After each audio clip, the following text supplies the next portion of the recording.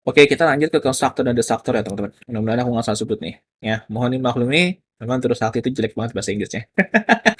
Konstruktor adalah magic method yang otomatis dijalankan pertama kali ketika kelas dideklarasikan. Kemudian destruktor adalah kebalikan dari konstruktor. Dia adalah magic method yang otomatis dijalankan terakhir kali ketika kelas dideklarasikan ya, atau ketika objek dideklarasikan ya. Secara contoh kodenya, teman-teman bisa lihat ada kelas Hello World, dia memiliki construct dan destruct. Konstruktor atau destruktor lah bisa disebut seperti itu juga. Ketika teman-teman jalanin, karena di sini ada destruktor atau destruct, otomatis outputnya yang keluar adalah Hello World ya, bukan Hello World. Kenapa demikian? Karena destruct itu dijalankan paling terakhir. Di sini, di dalam bodinya dari method destruct, terdapat perubahan nilai pada properti greetings. Jadi ketika kelasnya dijalankan, maka yang muncul hello world ya. Tapi karena construct dan destruct ini sama-sama melakukan percetakan string, ya sama-sama melakukan echo, maka dua-duanya muncul. Hello world muncul, hello world juga muncul. Tapi kalau misalkan coba teman-teman matiin salah satunya, ya misalkan baris ke-7 sampai baris ke-10 ini teman-teman jadikan komentar, ya maka yang jalan hanya salah satu. Jadi construct dan destruct itu otomatis berjalan meskipun nggak kita panggil fungsinya setelah kita deklarasikan objeknya atau kelasnya ya.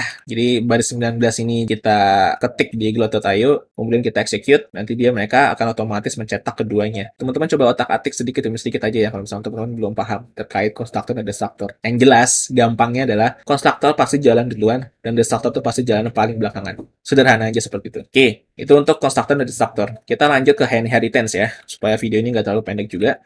Inheritance adalah fitur di mana sebuah kelas menurunkan kemampuannya kepada kelas yang diwarisi oleh kelas tersebut. Ya, ini mudah-mudahan nggak kekecilan nih. Aku coba zoom deh. Nah, ini mudah-mudahan kelihatan ya teman-teman. Di sini ada kelas base report proses bisnis ya. Kemudian ada properti namanya header dan footer. Kemudian memiliki metode namanya print report. Kemudian ada yang namanya kelas report proses bisnis A dan report proses bisnis B. Mereka sama-sama mendeklarasikan extends ke kelas base report proses bisnis. Ya, bisa lihat di sini ya. Ini kursornya nggak bisa aku ganti mouse nih karena lagi di zoom ke sini ya. Kemudian kita lihat dulu ke baris 32 sampai baris 36 ya. Mereka mencetak reportnya di situ. Di sini aku coba jelasin dulu ya.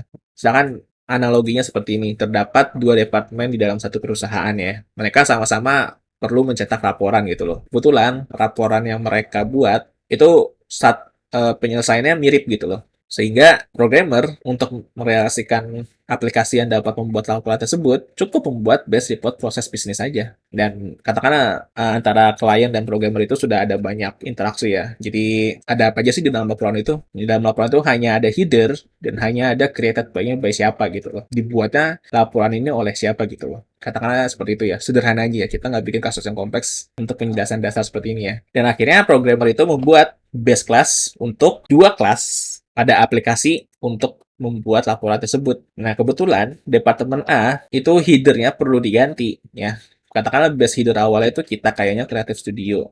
Ya, ternyata untuk laporan Departemen A, mereka minta header laporannya itu bukan kita kayaknya Creative Studio, tetapi Turu Sakti. Katakan seperti itu ya. Nah, di dalam OOP kita juga bisa melakukan override ya. Terserah deh nyebutnya mau override atau override ya sejenis lah itu, tapi sebenarnya sih dua hal yang berbeda ya. Teman-teman bisa melakukan override ya, override kepada properti dan kepada metode yang diwariskan dari parent kelasnya. Apa itu override atau override? Ya, kita secara nggak langsung menuliskan ulang kembali atau mengubah nilai atau fungsi dari properti atau metode yang diwariskan dari parent class-nya menjadi yang diperlukan oleh child class tersebut. Ya, teman-teman kalau bingung coba praktekin aja deh kodenya ya. Di sini untuk report proses bisnis A, dia melakukan override property header. Untuk report proses bisnis B, dia melakukan override method print report. Di sini bisa dilihat ya, untuk yang report proses bisnis B, ada di base 27 namanya parent titik-titik print report ya. Jadi secara nggak langsung sebenarnya kelas report proses bisnis B ini dia nggak sepenuhnya override fungsi si print report yang diwariskan dari base report proses bisnis. Atau kalau teman-teman bingung, sebetulnya kelas ini nggak sepenuhnya melakukan override method yang diturunkan dari parent-nya. Di sini dia tetap menggunakan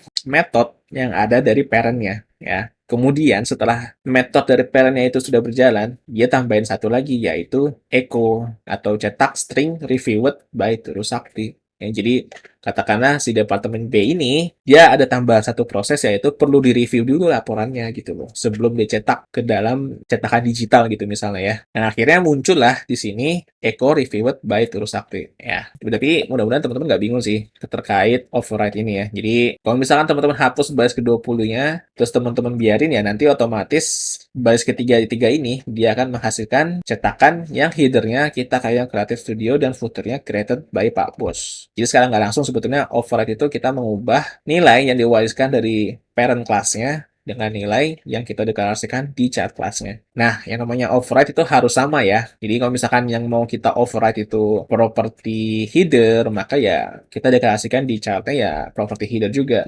Begitu juga dengan metode ya. Yang mau kita override itu print report, ya otomatis di child class-nya kita juga deklarasikan print report. Nah, terkadang kan kita nggak mau sepenuhnya full override ya. Jadi contohnya kayak kasus ini, baris 27 sampai 28 ya. Kita tuh cuma mau nambahin ini aja. Ketimbang nambah kondisi baru, ya sudah. Mendingan kita pakai lagi metode yang dibawa dari parent-nya, kemudian kita implementasikan ke dalam metode child-nya. Tapi, kita tetap melakukan override yang diwariskan dari parent class-nya. Tapi kita nggak sepenuhnya melakukan override karena kita memanggil metode yang dari parent-nya itu lagi. Ya, mudah-mudahan teman-teman nggak bingung nih. Tapi ya memang penjelasannya kurang lebih seperti itu. Teman-teman coba aja di pause dulu videonya, kemudian teman-teman ketik kode ini di Glot.io. Nanti kelihatan deh hasilnya seperti apa. Terus teman-teman coba otak-atik sedikit deh. Misalnya baris ke-25 sampai 29 teman-teman jadikan komentar, atau baris ke-20 ini teman-teman ganti lagi value-nya, itu terserah lah.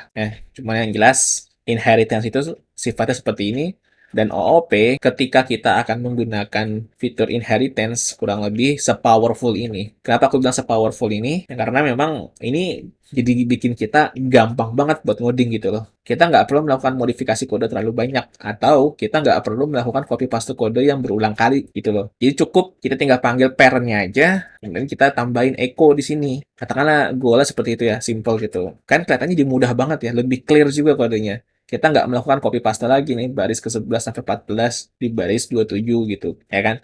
Jauh lebih simple. Kita tinggal panggil metode yang ada dari parent-nya aja, ya. Simple banget, serius. Itu tadi untuk constructor dan destructor ya, dan juga inheritance. Kita lanjut ke abstract class dan interface di video selanjutnya ya. Lumayan panjang nih, jadi persiapkan diri kalian.